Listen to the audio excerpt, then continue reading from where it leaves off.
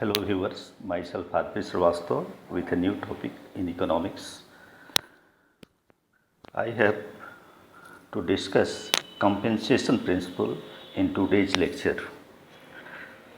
Under the topic compensation principle, we come under the periphery of new welfare economics, as the new welfare economics starts with Pareto itself, but after Pareto optimality, there are various changes that come in the way of discussion in welfare economics for maximization of welfare, and one of the important component under that discussion is compensation principle.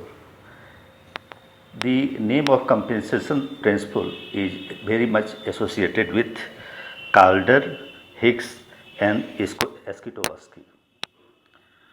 It is desired here to say that before this I have done two lectures under welfare economics, that is the Pigouvian welfare economics or classical welfare economics, and then after that Pareto optimality. But now in today's lecture I am going to discuss compensation principle. Let us have an overview of the today's discussion. A notable advance in welfare economics since Pareto has been the compensation principle. Much of the welfare economics concerns whether or not a movement from one allocation to other is socially desirable. So, in welfare economics, our effort is to maximize the welfare attained by the masses, and for this different allocations are there in which we go for comparison. Most of the economists agree with Pareto that a movement is desirable if no one is worse off and at least one person is better off.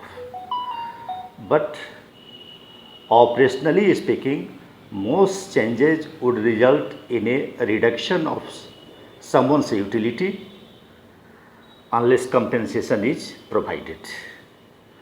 A number of economists have made potential rather than actual compensation the criteria for judging whether a change is socially desirable or not.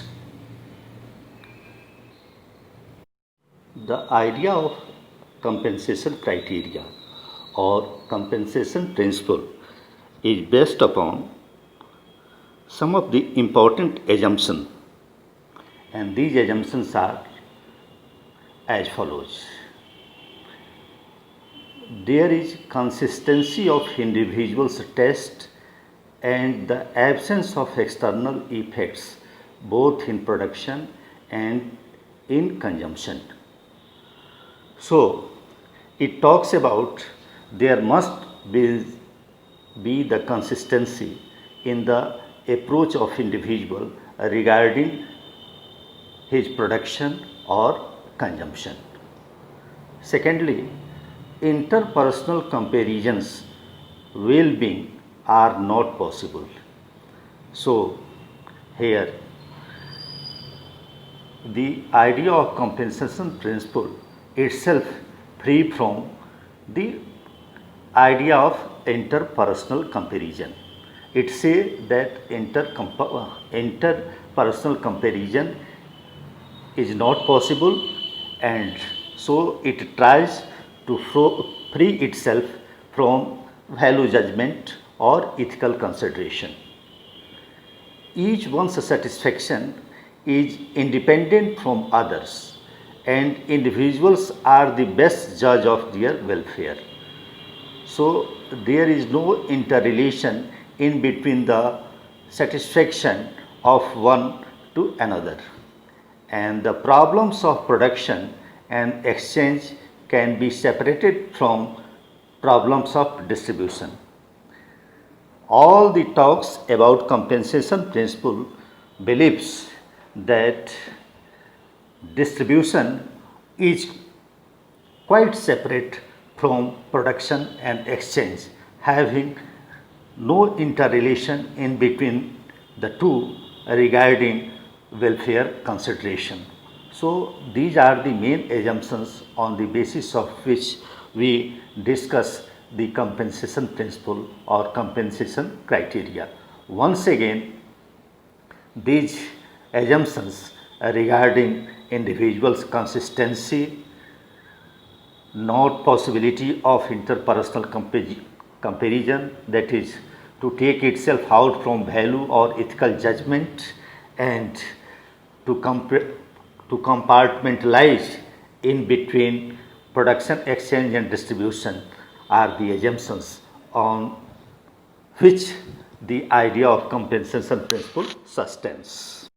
Various compensation criteria were developed by different economists. The main names under this category are of Calder, Hicks, Sklodowsky and I.M.D. Little. Here I am going to discuss Calder, Hicks and Sklodowsky's compensation criteria. Let us first discuss Calder compensation criteria. A change is an improvement if those who gain evaluate their gains at a higher figure than the value which the losers set upon their losses. And in all cases where a certain policy leads to an increase in physical productivity and thus of aggregate real income, it is possible to make everybody better off. It is quite sufficient to show that even if all those who suffer as a result are fully compensated for their loss, the rest of the community will still be better off than before. This is the line of Calder. That is, Calder wants to say that if allocation A is socially preferable to B, and if those who gain from A could compensate the losers or bribe them to accept, that is A, and still be in a better position than at B, then their Calder compensation criteria satisfies. Now, compensation criteria as developed by Hicks. According to Hicks, a permitted reorganization must be taken from now on to mean a reorganization which will allow of compensation being paid and which will yet show a net advantage. In other words, it is possible to increase welfare taxing the beneficiaries of an economic policy and out of the funds so raised to compensate fully the sufferers, wherefrom in the form of bounties and still develop a surplus. Thus, gainer compensate the losers. Here, Hicks illustrates that if allocation A is socially preferable to B, and if those who would lose from A could not profitably bribe the gainers into making the change from B to A. So, if we compare the Calder and Hicksian criteria, compensation criteria, they are just the same thing illustrated in different ways. Now, Sklodowsky double criteria. In an article in 1941, Sklodowsky showed the inconsistency in the Calder-Hicks criteria and labeled it as the Sklodowsky paradox or the reversal test. According to Sklodowsky, he said that Calder-Hicks criteria assumes that the position B is more efficient than the position A. Once the position B is chosen by the community, the same criteria can reveal that the return move from B back to A, in which losers bribe the gainers to return to the original position A, is an improvement as well. This inconsistency in the Calder-Hicks criteria is attacked by Eskitowski. In order to remove this inconsistency and to have a correct criteria of welfare, Eskitowski suggested that the non-fulfillment of the reversal test means that the losers from an economic change may not be in a position adequately bribe the gainers to oppose the change. So, here Eskitowski illustrates allocation A is socially preferable to B if the gainers could bribe the losers in accepting the change. Simultaneously, the losers could not bribe the gainers into making the change. So, here truly illustrated by Eskitowski his criteria as double criteria. He thinks in both ways, and in that way he tried to revise the formulations of Hicks and Calder and improve the idea of compensation criteria as per his own Eskitowski double criteria. Since all these compensation criteria given by Calder, Hicks and Eskitowski are based upon various assumptions, and that's why there are various critical analysis of their discussions. So let us discuss all these critics of these compensation criteria under this slide, critical evaluation. It is not a welfare test, but a definition of economic efficiency in terms of overcompensation. So, here the critics say that it is merely the study of efficiency, not the test of welfare. Not free from value judgment, it has ducked the basic problem of interpersonal comparison required to evaluate a policy change which harms A but adds B. They duck it by saying implicitly that the recommendation should be based on X and Y's relative willingness and ability to pay for what they want. These lines of Baumol attacks on these compensation criteria by saying that here the willingness of the parties itself decides the compensation for which they are going to take part or not. So, the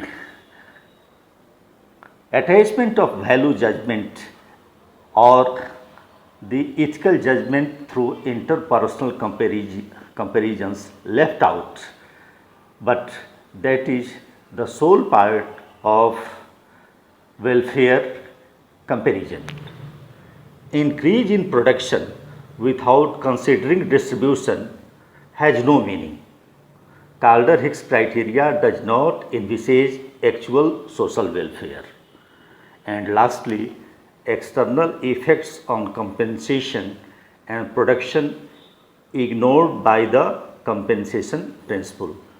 So, if say in one line, it can be said that its disinvolvement in value judgment or leaving compensation criteria outside the periphery of its discussion, separate distribution from production and consumption, itself limits the scope, and that is the critics say about the idea of compensation principle or compensation criteria. This also not takes into account the external effects on consumption and exchange. So these are some of the criticism against the idea of compensation criteria or compensation principle.